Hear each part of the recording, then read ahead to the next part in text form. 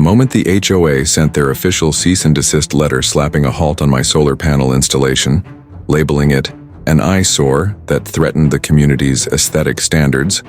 I realized this wasn't just about panels on a roof. It was a battle for the future of my home, my family, and a fight against a board blinded by tradition and control, a board so entrenched in their power that they'd rather keep the neighborhood in the dark than embrace change. And as I stared at that letter, cold and final, I knew that my simple dream to harness clean, renewable energy was about to ignite a war that would ripple through every corner of our community. It started quietly, as these things often do, with a few whispered complaints from neighbors loyal to the HOA president, Margot, a woman who wore her power like a crown and feared anything that disrupted the manicured perfection she controlled. Complaints about how my solar panels didn't fit with the rest of the houses, how they might reduce property values, or how the reflections could blind drivers, none of which stood up to any rational scrutiny but were wielded like weapons to stop me. And when I sought approval, my requests were ignored, delayed, and then rejected with vague references to community standards that seemed selectively enforced. But I wasn't about to give up on a dream that was bigger than me, bigger than just saving on electricity bills. It was about taking a stand for environmental responsibility, energy independence, and the right of every homeowner to innovate. And so I dug deeper, researching HOA laws, local ordinances, and the true powers these boards held, while quietly installing the panels with the help of friends and solar experts who believed in the cause.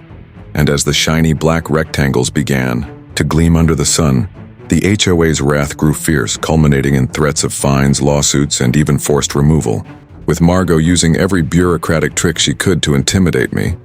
painting me as a reckless troublemaker disrupting the harmony of our little world. But behind her polished smile, I learned she had personal reasons,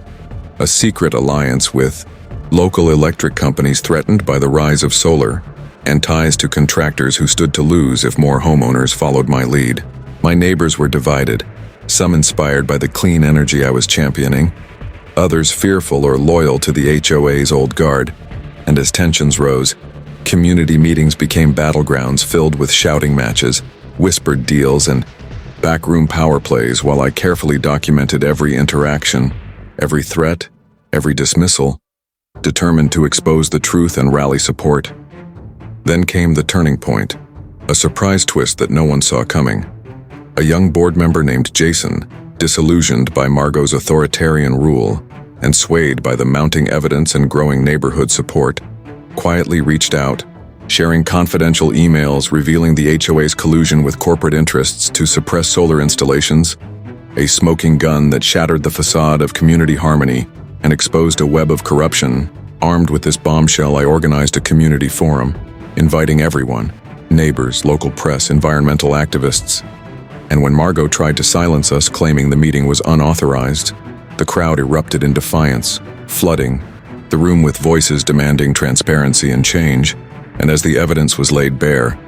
Margot's grip slipped, culminating in a dramatic vote to remove her from the board and replace her with leaders who embraced innovation, sustainability, and fairness.